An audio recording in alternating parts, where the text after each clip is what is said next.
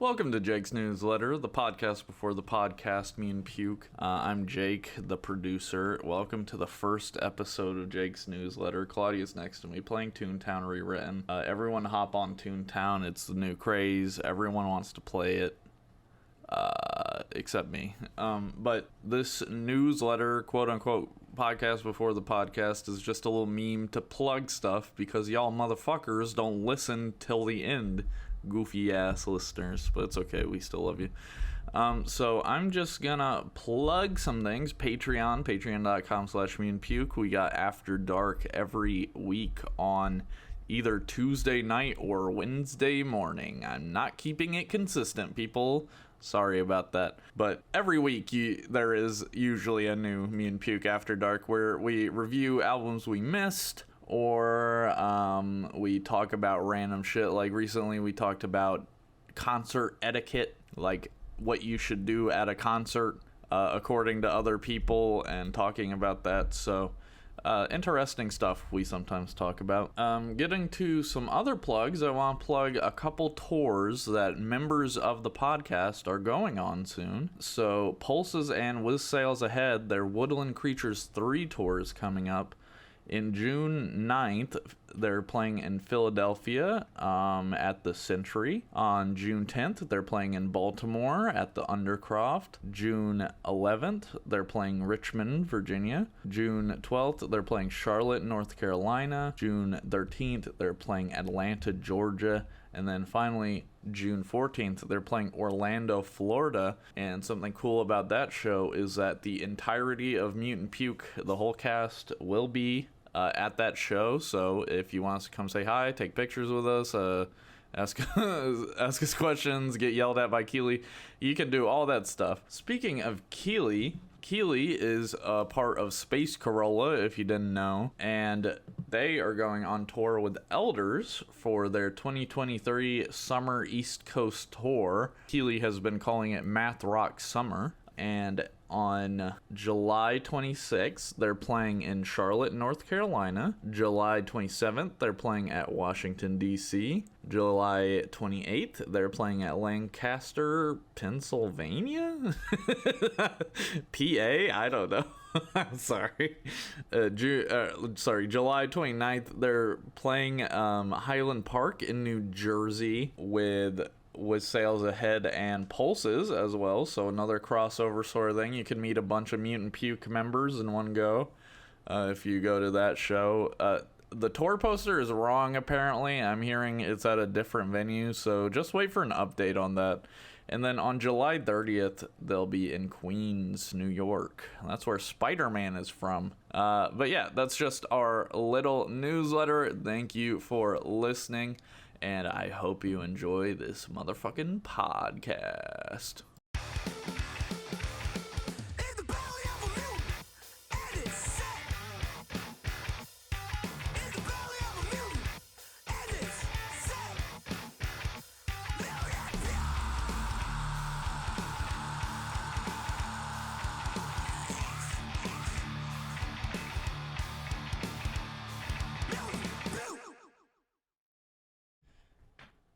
Welcome to Mutant Puke. I am Jake, the host, right now anyway. Ivy's usually the host, but she's on sabbatical. So I'm taking over interviewing Eric Hidalgo from Happy Hour. I don't know if you know this, Eric, but we've been Facebook friends for a very long time. We have, man. We have. Yeah, I never know who knows me because I don't really put myself out there too much on Facebook anymore.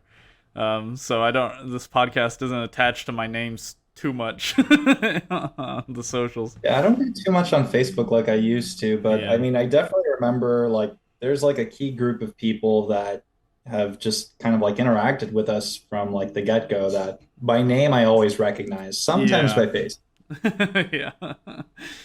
I mean, I remember when I got into Happy Hour, the only two songs out, I think, were Wild Blue and White Girl Drinks on the Ghost Killer Entertainment YouTube channel. Damn, that's OG. That is OG. I always wondered, like, how's that Ghost Killer Entertainment thing work? How do y'all end up on that YouTube channel? Because, like, y'all and Um, Wolf and Bear were on there years ago. was so it was our original bass player had the connection. I didn't really know how he knew the guy Yeah. from Ghost Killer. Like, he just let us know. He was like, "Hey guys, this dude has a has a big following on YouTube and he wants to share the stuff." And we're just like, "Fuck it, yeah." Yeah. That was it. I was just like, "All right, I cool." mean, I think it worked out. I think that Ghost Killer Entertainment boost. Well, I mean, I think everyone I knew found y'all from that video. So I think it's the guy's name is Zach, right? I have The no guy who idea.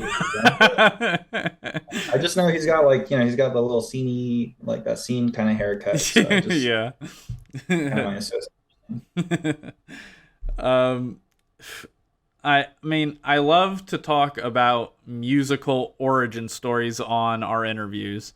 I love to know how people got started in the music scene. Like, I'm not even talking, your first band. I'm talking, like, as a kid, what's getting you into music? I got into this kind of like as a joke. Uh, no, really, it was. I remember I was in fifth grade, and this was like, I don't know if we had like some assembly or something. I think we were like in the library, and it was to select what your electives were going to be for sixth grade, like getting into Yeah. middle school. Yeah. And I picked band because I was like joking with my friend that I was going to be like Squidward and play clarinet. I did do band and I did play Hell clarinet, and yeah. actually pretty good at it. Yeah, they moved me from beginner to advanced after like the first year. Damn. um, Squidward I could did that. never. Yeah, like I did band in middle school for most of middle school, and then I stopped. Like my friend in eighth grade, I remember this guy Devin. He was Hmm. like, "Oh man, we should start a band." And I didn't play anything aside from clarinet, Yeah. and he was like, "Dude, buy a guitar. I'll teach you how to play." So I remember I was like talking to my dad saying, "Oh, I want to learn guitar. I want to like Yeah. get a guitar." And he was like, "Oh, if you like help me this whole weekend doing these like house chores, I'll get you the guitar." So I did that, buys the guitar, and I never speak to that friend again. Like, you know how like sometimes like, during summer vacations, like people just like fade away. Like Yeah. you just never hear from them and never see them again for some reason. And it's Yeah. like, like when you go from one grade to the next and you see them after the entire summer break, it's like that awkward, like, "Hey man, you remember me? Are we still friends?" Like, all right, cool. Yeah. Let's pick up where we left off. But this was going into high school, and he ended up going to a different high school. So I basically never saw the dude again. Damn. And the guitar sat in my closet for 2 years untouched. Damn. Yeah. Was your dad So, salty about that? um, I didn't think I don't think he was upset about it, but Yeah. like, I was kind of bummed that I just didn't go forward with it, and it sat in my closet for a long time. And then ninth grade going into 10th, they started offering, or not started, they had guitar class. So I was like, oh, sweet, Oh yeah. now's my chance to like figure this shit out. I Yeah. could not figure it out. Like I didn't even realize you had to pluck the string. I was here like just like doing like finger on hammer offs and shit. And I was like, this doesn't sound right. It fucking hurts my fingers. Like, what the fuck is this shit? Like, Yeah. I was just Yeah. dumb. And I took the class and kind of started me getting going. And I had some friends that were doing music too. And I had one buddy, this guy named Carlos. He would, like, I would go over to his house after school on some days, and he would kind of help me out, give me like some like improv guitar lessons and shit. And, kind of started off there. Nice. Yeah, I also took guitar class in high school. I did not continue after high school, unfortunately. It's, yeah, because it's like all acoustic, and it's like Yeah. the nylon string Oh acoustic, yeah. and I don't It know. hurts. Yeah, it was kind of boring, but I was super like, I gotta get this shit. Like, I gotta Yeah. figure this shit out. And if my friend wasn't helping me on the side, I probably would have just been like, fuck it. But Yeah. getting that help helped a lot. Yeah, I needed a supportive friend and no one was there for me. Damn. Uh, well, what I do now want to get to, like, what was your first band? Were you playing clarinet, guitar?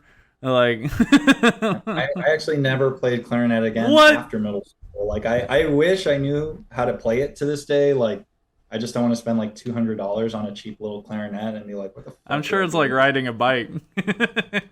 Oh man, it's weird because I was like fluent in reading like musical notation Oh yeah. with like clarinet. Like I was like fucking reading as I was like playing and shit. Yeah. Now I'm like, even to this day, I'm like I can do it slowly. Like I'm like, all right, that's G, and we're moving to like F or something. And no, man, I don't know. I just like deleted that memory bank completely. Yeah. But what was your first band? Right, first band. So we made up like all sorts of random names. So it was like me and some friends when I was like in 11th grade, and it was like we were all like super into death metal and technical death metal. So like we had like maybe like one original song we did. Like I think we were calling ourselves, oh, like we still have the fucking Facebook page. It was it was called the Zenoic Era. And we Wow. got this cool little logo. And basically all we did was play in my backyard and drive my neighbors crazy and my parents crazy, and just made a lot of fucking noise, really. Like we were doing like really sloppy covers of like the Faceless and the Black Dahlia Murder in the backyard, basically. Yeah, I'm gonna be honest. If I were your neighbor, I probably would have hated you too. We had the cops come like Oh maybe my twice. god. Yeah, yeah. They're probably thinking like, son, if it was good, we wouldn't have come. So we're here to send a message. Yeah, play Johnny Cash and see if they Right? go. Yeah, we weren't playing the right shit. I bet if we were playing something more easygoing, they'd be like, and mind you, in Miami, like I'm not in Miami now, but Yeah. it's like all your neighbors are like Cuban. So if you're not playing like, reggaeton or like, Yeah. salsa bachata, they're just like, shut the fuck up. Like, just shut the fuck up, please. Yeah. So yeah, you used to live in Florida. Now you're in California. You know, California. kind of. It's like this is a super nerd. It's like playing World of Warcraft and switching from Horde to Alliance. I think going from Florida to California. Well, seeing how bad Florida is right Yeah. now, it's man, I'm glad I'm here. Yeah. I'm real glad Yeah. I'm here. I recently visited for the first time. And yeah, it's beautiful. I just wish it wasn't horrific. It's even a little scary, in Texas as well. Yeah, let's not get into all the politics and stuff. Yeah, that'll be like a separate podcast Yeah. because we'll stay on this shit for like 45 minutes minimum. Yeah, for sure. But how has your move affected Happy Hour?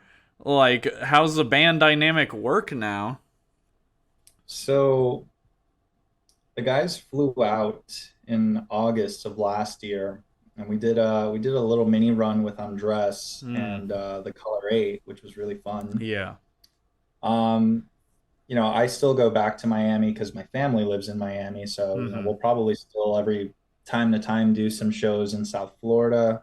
Um, Working dynamic, I mean, honestly, in terms of how we write and do things together, it's like the same as if when I was still in Miami. It's like somebody just like writes something and just sends it in the chat, and it's like, oh, okay, Yeah. I have an idea, or I'll start fucking around with this part, and it's just kind of like a back and forth. So like the writing process is exactly the same. As far as playing shows and touring, it's a little tricky now because everybody's more settled into like their kind of like full-time careers and whatnot. Right. Nate does like, performance like in theater, Yeah. music, things like that. Like he was gone for 6 months on Celebrity Cruise Lines doing like a musical gig, which was really cool. And that's kind of why the new song transpired, because it was like, all right, Nate's not here. Do we do nothing or do we do something a little different? Yeah, I Like, was gonna ask. I was like, "Where's Nate on this? Where's Nate in the track? Is he on the track yeah, at all?"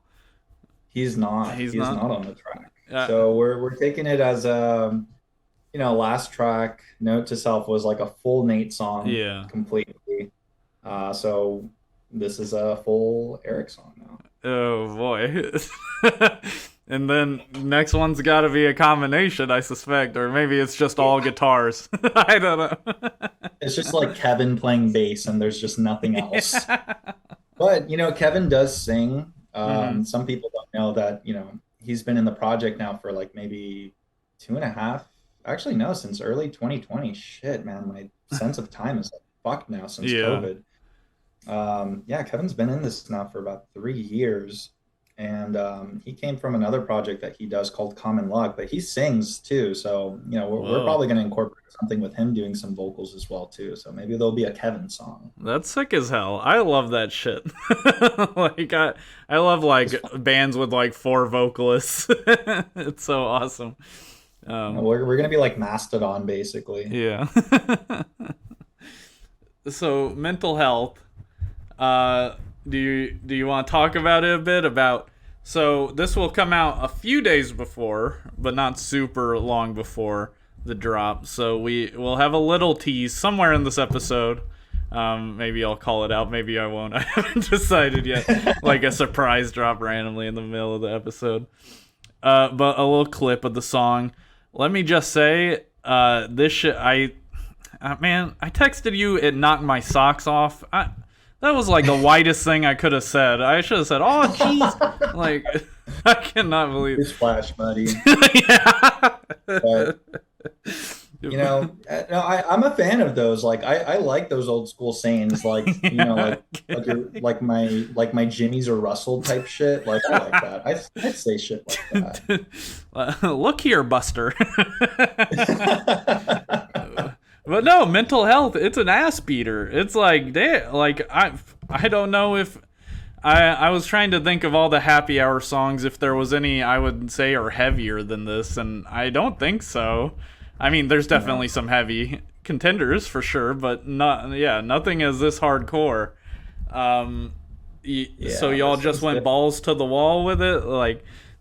Man, the thing is, like with this project, the goal is like it's hard to define ourselves sometimes when people ask like, oh, what type of music are you, or Yeah. what's the genre. Like, I just say alternative because we just want to do whatever the fuck we want. Yeah. That's kind of why like all the singles that come out, if you look at them back to back, they're always like drastically different Yeah. from each other, like some sort of different element to it. And that's kind of what we branded as our identity, is just being like a variety platter. Just like if we want to do something, we just go for it. Yeah. Yeah.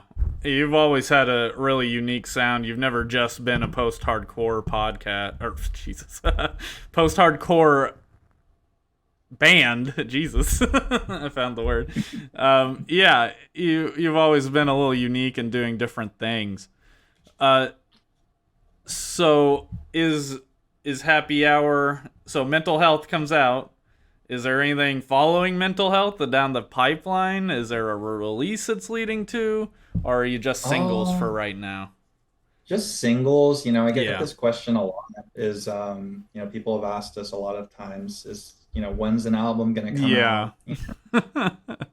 I kind of got ahead of this notion back when we were doing Love Hurts. Like when we did Love Hurts, I like fought with the band internally to make this a short release. Like Uh-huh. they were like, that's fucking dumb. Why the fuck it's not a full EP? It's not Yeah. even like what's the point of this? And I started seeing, like, we see it now, like it's Yeah. clear as day.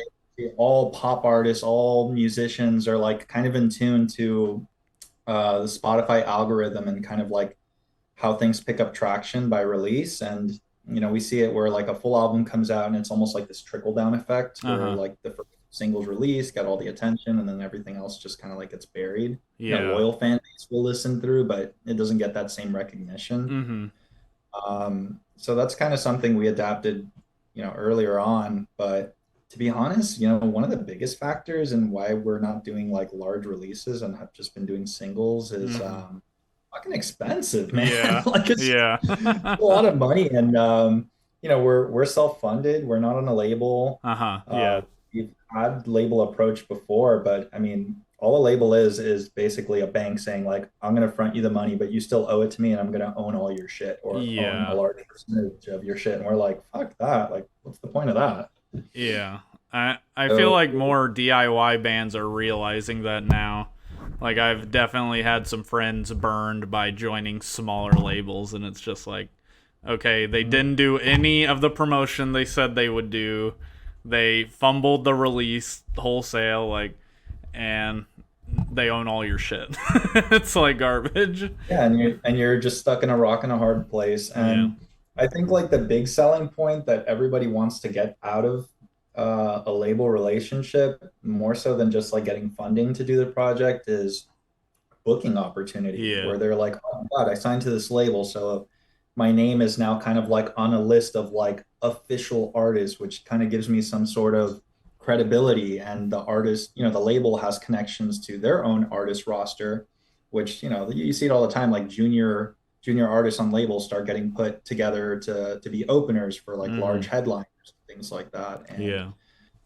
I think that's where a lot of the excitement comes around. I mean, like, don't get me wrong, like, I think all of us would put in like not notice to work, but like, max PTO, or just figure the fuck out if like Bring Me the Horizon approach to saying like, would you like to open our fucking US tour? Like, oh fuck, like, yeah, bitch, let's go. But you know, we definitely had a different kind of idea when we started versus to where we are now, and kind of how we're navigating ourselves as a band. And a lot of it's changed to, do we love what we do? Yes. Do we still have other life endeavors and other passions? And at the end of the day, it's like, a lot of us do want stability in our own personal lives, which is not guaranteed in the music industry. It's a little shaky. I mean, from an economic perspective. Yeah, absolutely. It's like people like trust me, man, having like 50,000 followers on Instagram doesn't mean that it's like getting my bills paid necessarily. So, Yeah. Now we're just doing it out of the love and passion for doing it. I mean, we want to perform, we want to try and schedule doing like targeted cities.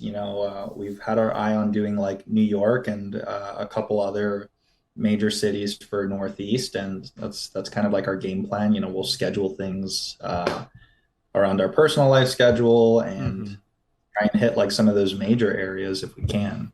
Yeah, awesome. Yeah, no, I totally get that. That's a very adult way to look at like just dealing with how things are now. It's so hard to become a full-time musician, just off the art, especially with streaming, paying so little for, basically people just listening to your music for free.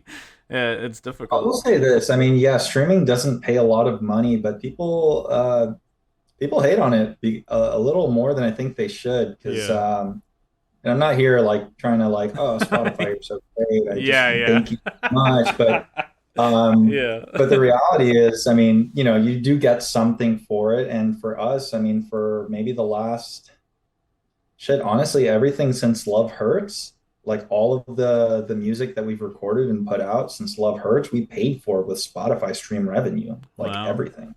Nice.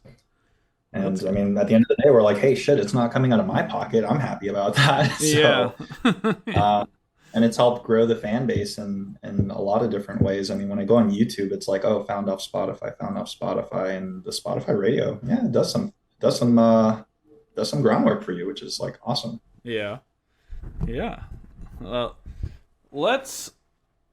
So I asked you about a band you liked that we could rate albums for. The band you chose was a little band called the Contortionist, which is a band. One and only, man. The one and only. I've actually seen the Contortionist live. The only time I've seen them live was the Mothership tour for Dance Gavin Dance. And I went to that too. It was my first concert ever going there. And everyone was just like, for some reason, everyone in the crowd was like, the Contortionist sucks. And then they just all walked away. And I got like a peer pressured, like all my friends walked away from the pit. And I was like, well, I don't know yet. I haven't heard them. But yeah, I actually got a picture with Donnie from Hail the Sun while they were playing. So not, I got the picture with Donnie. That's a W in my opinion. Listening to these albums, Language I think is the one that was out around the time Mothership was out, and of the ones I listened to, that was my least favorite by far. And then I liked the first two a lot. Like I really liked their heavy sound. Like I was really impressed with that. Because I was kind of when Language started, I was what the hell? Where'd all the yelling go? So you're clearly a Contortionist fan. Give me the rundown. What are the best albums? The people want to know from Eric. Well, we'll do this. We'll do this from top to bottom. I started listening to the Contortionist. I'm gonna sound like a fucking hipster, but I was there when the first EP came out. Yeah. Not like physically, like at a show or something, but like 2011. Like all these I felt like 2010 to like 2012 was like a big deathcore era. Yeah. With like the fitted deathcore trucker hats and all that shit. Dr. Like, Acula. those fucking big come at me bro type fucking shirts, remember that shit? Yeah. Like damn, that dude's so fucking tough. He's got a fucking stage like shit, dude. Like, that shit's so sick. And I was like, damn, dude, like this dude's ears are gonna be fucked in 10 years if he takes that out.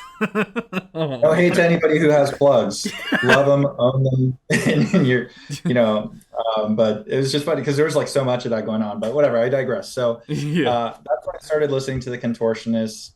They had a different vocalist at the very beginning. They took some of those songs and redid the vocals, and that was their first album, the Exoplanet album. Which I'm just going to go ahead and pull up my Spotify so I reference everything correctly.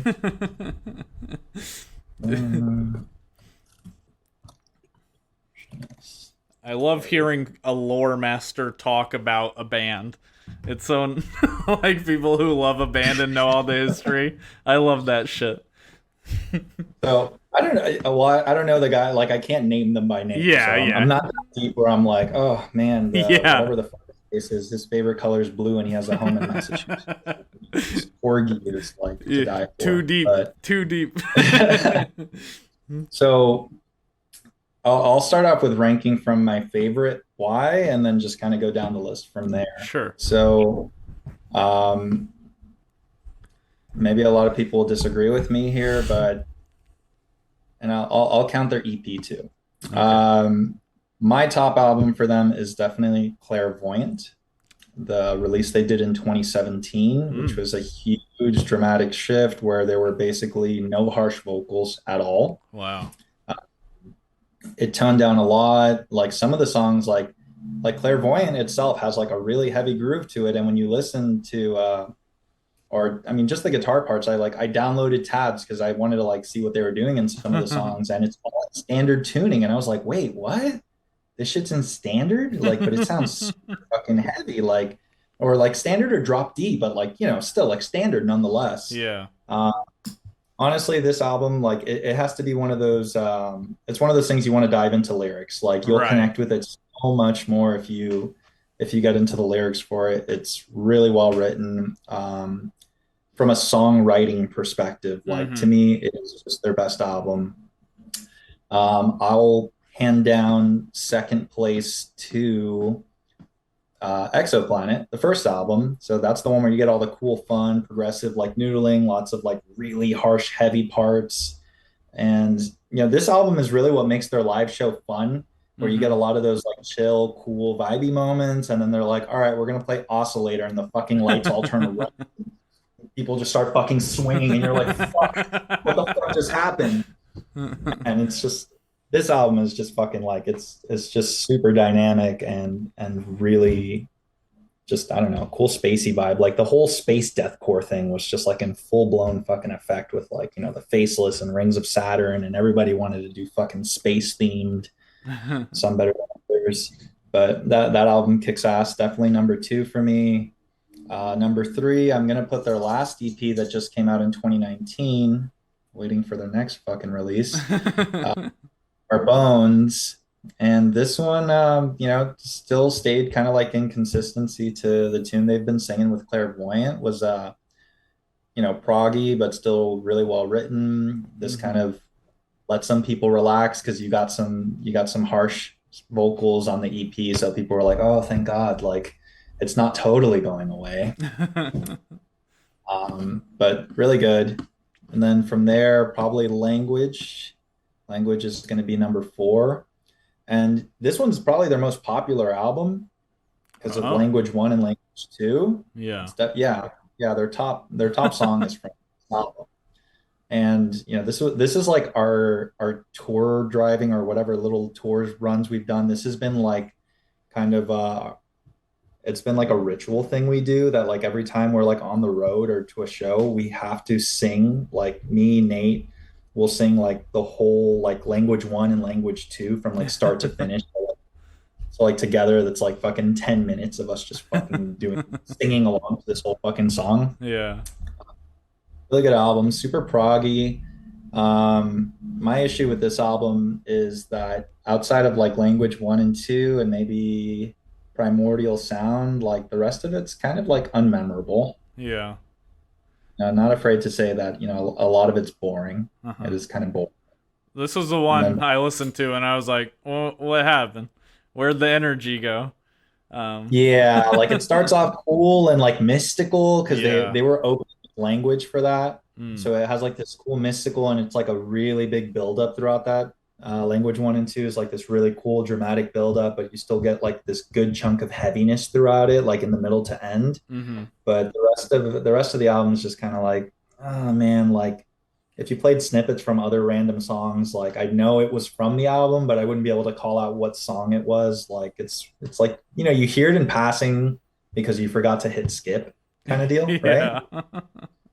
Not no shade to the Contortionist. I mean, Yeah. love it, but that'll probably be after. So that's number five spot, I think, right? Um, is Five or that the four? last one? I think four. That's four. You're right. And then the last one is the album right before Language, Intrinsic. Yeah. This one's just weird. It's just a weird, like, no, really, it's just a weird fucking album. Like there's like maybe two songs on here that are really cool, but like same deal where nothing calls out. It's kind of hard to reference back to, or like, there's no melody that gets like stuck in your head, right? Or like any Uh-huh. like specific one that kind of sticks with you. But yeah, that's my top to bottom. Yeah. Awesome. I don't have the paid version of Zoom, so I'm gonna end the video call and then restart a new one real quick. Let's do it, man. Okay. Hey. And we're back to break. Okay, there we go. All right, back to it. I mean, why even put that in? Why, if I could just end the meeting and then restart it? Like, what's the point? They're just like it pisses you off enough that you might pay for it, like with Yeah. YouTube being like, sure, you don't want to pay for YouTube Red, and I'm like, fuck no, I'm not paying for this shit, dude. I think they're like, if we inconvenience you just the right amount, maybe you'll pay. YouTube Red. It's not even called that anymore. Is They it? they Oh, they changed finally it already? they finally came to their senses and changed it to it's just called YouTube Premium now. Yeah. Well, like I don't get it. What the only incentive was to like what be able to play like music or something and then like close your phone screen. It gets rid of ads, which if you have an ad blocker on your computer, obviously that doesn't matter. But recently, there's been news of them maybe trying to like have it so you can't watch with an ad blocker, like those websites that detect the ad blocker and stop you. They're Yeah. they're thinking about implementing that. So not gonna lie, might have to get YouTube Premium. I ain't watching those fucking I don't know, weirdo man. ads. If they think I'm not just gonna mute the fucking ad and just turn my head the other way, like they got me fucked up, dude. um, so Contortionist, awesome list. Bars. Sorry, I'm sure everyone enjoyed it. I really did like Exoplanet. That one caught me off guard, and then the rest were like, well, what happened to Exoplanet? But yeah, that's probably how they got all their fans and stuff. Nobody cares about heavy stuff. It's like start heavy and then go lighter and lighter. That why is that That's always the that's what plan? everybody does, right? Yeah. Everybody's like it's like they're like, ah, yeah, the heavy. That's what I did when I was younger, in my younger days. I'm just like, motherfucker, like I'm gonna be like 50 and I'm still gonna scream. I hope. Yeah. I want to see Hoping. Katy Perry start a metal band. Like, Katy Perry needs to start going heavier and heavier if every metal band is going lighter and lighter. There needs to be some balance to this universe, I think. I mean, Doja Cat did that metal Ooh, performance that's thing. true. That was really fucking Yeah. cool. Well, she hasn't released any metal freaking music, Doja Cat. Talking Yeah. I on, mean, she's just too busy on Twitter doing whatever she's been doing there.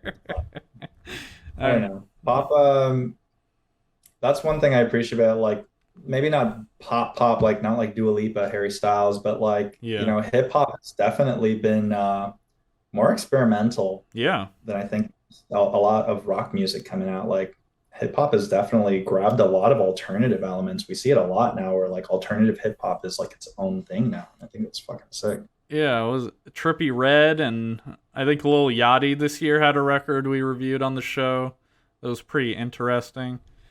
Yeah, a lot more. Yeah, of course, the hip hop's always been grounds for more creative shit than pop music, I'd say. But Yeah. um, so happy hour, many great songs under y'all's belt. Not counting mental health, because we all know mental health is the new best happy hour song. What's your personal I, fave? my personal fave is Black in Every Color, hands down. Yeah. I gotta agree with that one. That's my favorite. It's just like like we did Love Hurts, and then what came out after Love Hurts? 26, and Yeah. then it was Black in Every Color. Like I think we did like four songs that were all just like on the very like moody vibe, and Mm-hmm. you know, uh, we have to catch ourselves. I mean, this song's not an exception to that, but sometimes we have to kind of like stop ourselves and be like, hey, we haven't done anything like just fun and goofy in a Yeah. while. And I think that's why I like that song because it's just like fun and goofy, and we usually use it as like our opening song for shows, which Ooh. is just like to kick things off. Yeah. The energy must be insane. That chorus. Oh, baby. Such a good chorus. And then the ending part, the whole style change. Boy.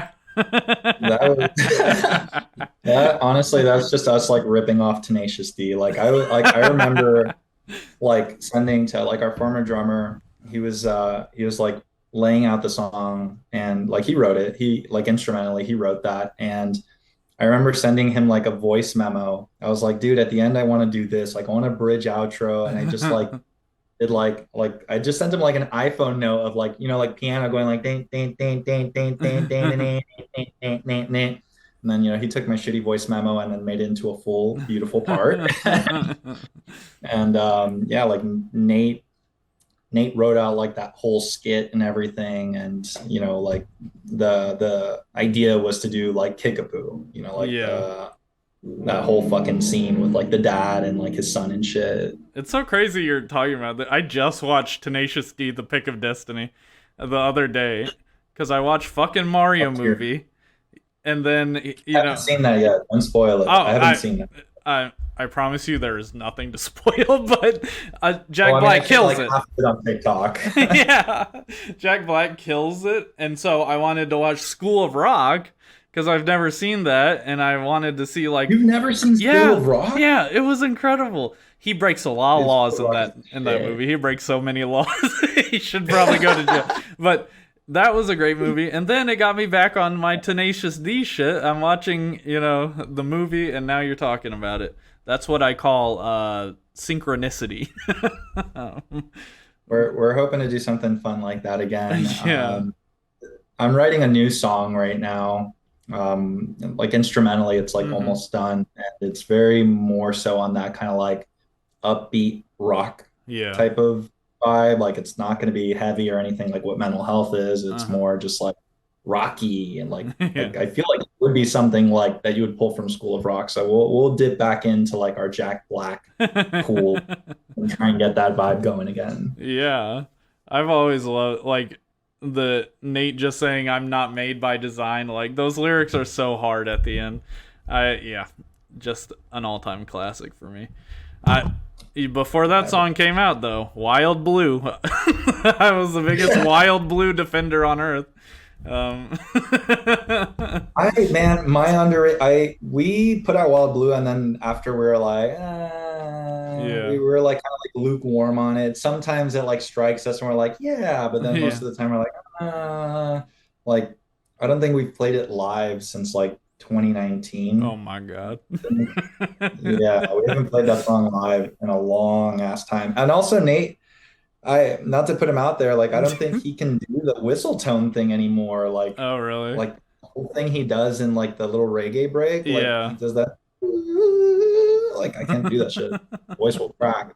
Yeah. I don't know how the fuck he does that, but like I think that started to get harder to You're do with right. time for whatever reason. So maybe another reason we don't do it. But my underdog for the EP is Guinness.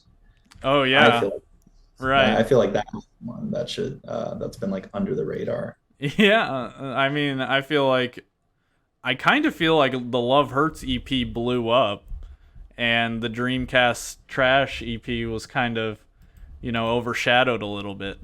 Like all your newer stuff was so banging, so hot. It was like, yeah, I felt like the first EP was like we were kind of like it was calling to like a very niche audience, mm-hmm. like it was like something that like I feel like you wouldn't listen to it unless you were like part of like that Swan Core Oh, group, for sure, yeah. The fucking Facebook group, yeah, Oh man, remind me of that. I like left all of those fucking yeah, groups and yeah. took Same. off a lot of people that were like you would just get like the most problematic weird people on there Yeah. that would just be mad about anything. You could say whatever and they would be fucking mad and be like, no, you're wrong, and I'm gonna like pull web resources that support what I'm saying. And Jesus. basically, you know, in end of story is that you're a terrible person because of Yeah. and I'm just like, damn. Like they were just like hungry to attack everybody's character and just like Yeah. get mad about like all these little nuances of shit. And I was like, I thought we were just here to like talk about music we like. Like the fuck? Like, yo, chill. Every normal person I know from around that time is just like, yeah, I like it's PTSD associated with a fucking Swancore and Friends Facebook group. But but I mean a lot of good music got posted there as well. You guys got posted a lot. Well, Wolf and Bear, like I said earlier, is another band that I sort of found there. Like, yeah, just like sort of everyone was popping up at the same time, and it was good eating. Yeah. I always It was felt, definitely like a good it was a good like community for like smaller artists coming up. Like that's how I yeah, found out about Undress because like mm-hmm, people were posting Undress on there and I was like, oh shit, this guy sounds really good. yeah, Like I think somebody posted Bad Boy and that was like the first time I heard him and I was like, mm-hmm. damn, dude, this dude's like a local artist in California. Like it's fucking good. Yeah. I always felt like among all those Swancore bands popping up, like White Girl Drinks and Wild Blue, when those were the only two things out, I was like, this is what I'm looking for. Just this exactly. And it felt like everyone was just like missing the mark a little bit for me.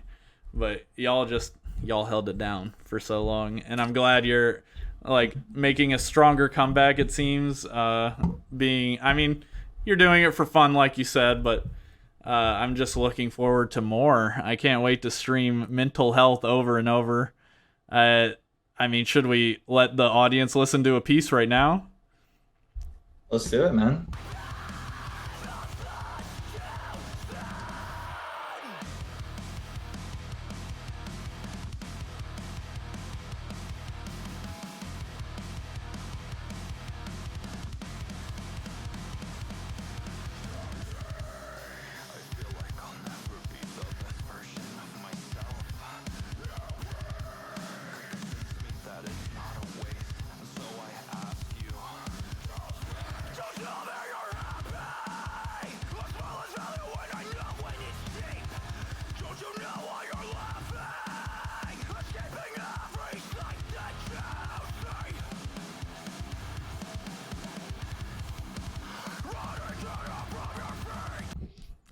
I'll add it in post.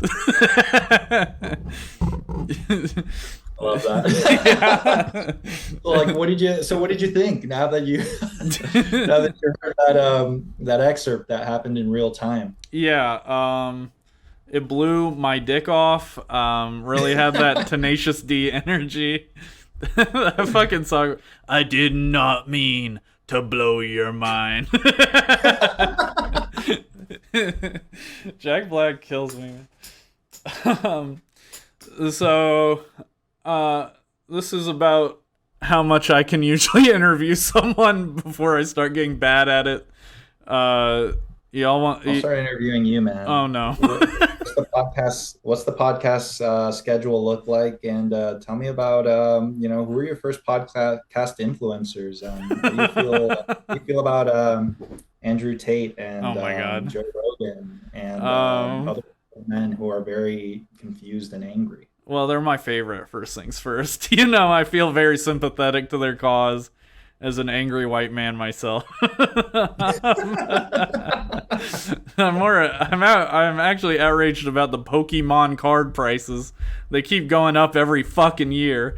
I can't afford food for my dog and Pokemon cards. So what is the value of there's two things I actually want to know. Okay. So I remember, so in Florida, you know what Publix is, right? Like that's like a. I've become aware of it recently. Yes. Yeah. So it's a big Florida thing. It's like the most popular supermarket chain in Florida, right? Like Tender 7, all that shit. But when I was a kid, like late, I don't know how to date it, but like it was maybe like 1999 through like 2002 or something like that. I want to say probably 1999. Or Pokemon came out in 1996, something like that, close to the 2000s, like the cards. Yeah. Like 1999 was a big year for the franchise. I think it was probably 1999 then, because like at Publix, for whatever fucking reason, like you could buy your booster cards there and starters, but they would have like holographic Charizard on a display case, like it was in a case on display at fucking Publix. It's the grocery store. So like if you're a grown adult, you're like, the fuck is this? Like, what is this for? Why the fuck is my kid like having a seizure right now over this shit? And mind you, 1999 money, they were selling shit for like $100. Oh my God. Just the single card, holographic Charizard, $100 at Publix, a grocery store. What the fuck? So it was like, like you would just be like, nervous to ask your, or at least I was. I mean, I'm Hispanic household. Others they'll know what I mean. But, just asking like, oh, can I get the fucking candy bar in the aisle? Like, so your parents are like, no fucking candy. Or like, you know what? Yeah, I'll let you get it.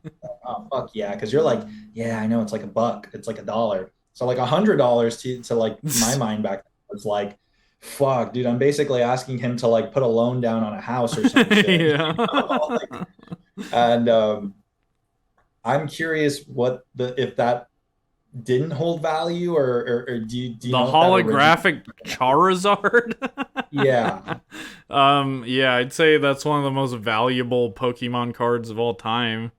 The specifically the first edition shadowless version of Charizard, which I wish I could really explain what that means, but it's just the first time they put out the cards, and then there was like a very specific air with the cards that only a small batch of the first edition cards have.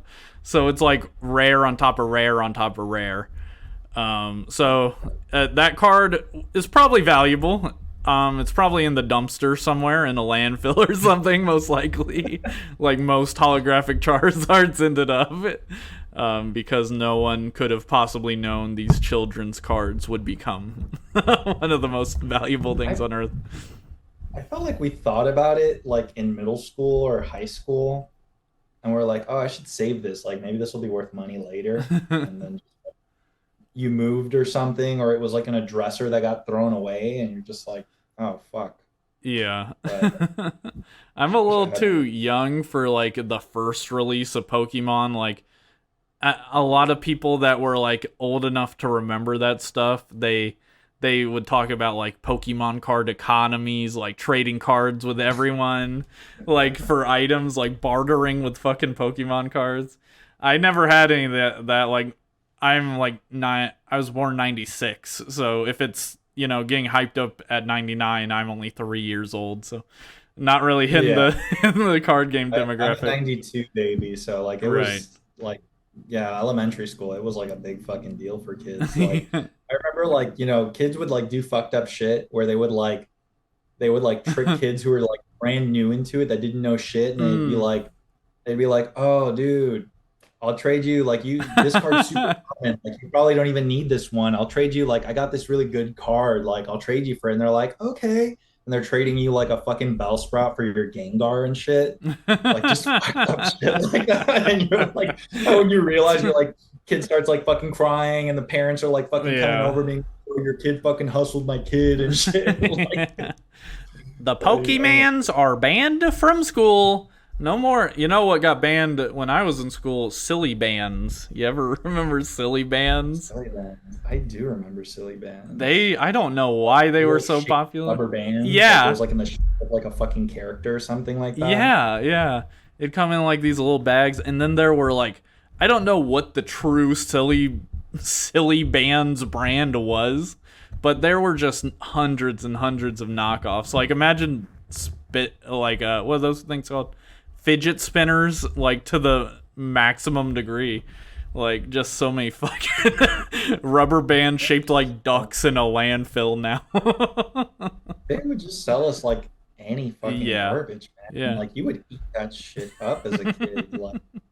Like I don't know, maybe this is like too old, but was it Burger King, or it was like either Burger King or Uh, McDonald's, and they had the fucking golden card. It Burger was like a King. Yeah. It was Burger King, Yeah, right? Yeah, they yeah. had like the hard gold, which now I'm like, I feel like they wouldn't even spend the money on this. They would give you like some really shitty plastic thing, but it was like this nice like steel colored gold fucking card inside of like a Pokeball that was Yeah. super fucking cool. And it was like something that like all the rich kids at school would like fucking brag about having. Like that's like damn, like that's how you would gauge that other kids were better off than you. Like, damn, dude, they got the fucking golden card inside the Pokeball. Like this kid's parents must be rich. Bro lives in a fucking mansion. Holy shit. Yeah. like like saving my lunch money and shit just to buy a booster. Yeah. Fuck. Damn. And you know what? Those things are pretty much worthless. I'm pretty sure. Like, All in the landfill, man. All that shit's in the fucking landfill. yeah, people were trying to act like they were valuable a few years ago, but that it's just like this weird thing that like scummy eBay sellers will do, where they'll like just sell something that's worth nothing for like a huge amount of money, and some dumbass will buy it. And then everyone on the internet's like, the value is skyrocketing. That's what I'm hoping happens with some of my vinyls that I have. I'm just like, Well, that has a better chance of going up. yeah. Do you collect still? Not a whole ton of vinyls. Like, I think the last vinyl I bought was Brother Tiger. He's like Hmm. it's like most chill wave kind of indie artist. Like it's really chill music. He played in San Francisco, so I went down and saw him. But I have like quite a bit of the AFI vinyls, and Hmm. probably the one that has any real value to it is the original December Underground vinyl, because like they never repressed it. And I bought it off some dude on eBay that was selling it, that had like minor damage, and he was selling it for like $67. And I was like, oh shit, $67. Like I haven't seen this shit for like less than $300. So like I fucking jumped on it. Uh-huh. So I'm hoping, I don't know, maybe I'm gonna give it like another 10 years that like some like super rich older OG fan from like fucking, they were like 15 in 1992 would like pay $1,000 for it or something. So, fingers Yeah. crossed. I don't know.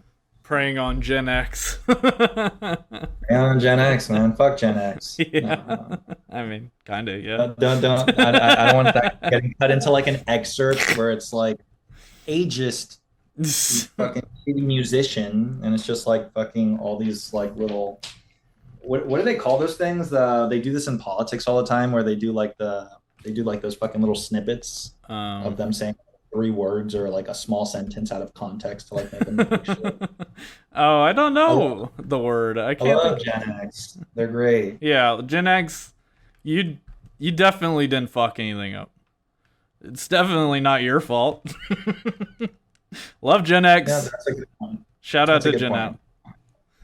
Shout out to Gen X. Houses are incredibly affordable right now. Well, that's more of the that's that precedes them a little bit. But they're in the pool, right? Like they're part of the Venn Yeah. diagram. I They're mixed in the line. I think this would go on our political podcast talking about Texas and Florida. We'll do a separate one. We'll do Yeah. a separate one. So Eric, why don't you go ahead and plug up all your stuff, get all those plugs out for all the people. I mean, they probably know already if they're watching an interview, but I don't know. Plug it up anyway. My plugs, like For a happy hour or for yourself, I don't really care. Oh, okay. Well, yeah. Listen to Happy Hour. That'd be cool. Yeah. On Spotify. New song out June 1st. Mental Oh, health. right. That's like the whole point of this. What am I Right. thinking? Yeah. Our new single, Mental Health, comes out June 1st. So please check that shit out. It is different from anything else we've put out, and I guarantee whatever we put out after that will be something else completely fucking different. It's a heavier song. There's no clean singing. Some little twists in there. I like this song a lot because, from a lyrical perspective, was something for me that is just like very genuine. Not like a writing bullshit to write bullshit. So Yeah. hopefully it's something that other people can absorb, relate to, or take a piece from. And yeah, we'll hopefully see you in a city. I can't say near you. I'm telling people at this point, like, buy a plane ticket and just fly to wherever the fuck we play. But yeah, I hope to see some of you soon live. Thank you. Yeah, it's got G. Willikers type beat. You're just blowing your socks off and all that sort of stuff. Oh, Oh, shit. like on all the fucking posts. Thank you for listening. Thanks to Matt Burridge for our theme song. Thanks to Kyle Culp for our artwork. This is why I don't do this anymore, people. Please consider following us and rating us 5 stars on Spotify or Apple Podcasts. It helps us get out to more people, and that's nice for us particularly. Please consider checking out our Patreon. You get After Dark, our After Dark show, bonus show. We talk about random shit a lot of the time. Consider the chat about Pokemon cards a preview or something like that. And yeah, me and Puke on all the stuff. Just look at me and Puke and you'll find us. Once again, thanks for listening. Thank you, Eric, for joining us. This was an awesome episode. And yeah, see you.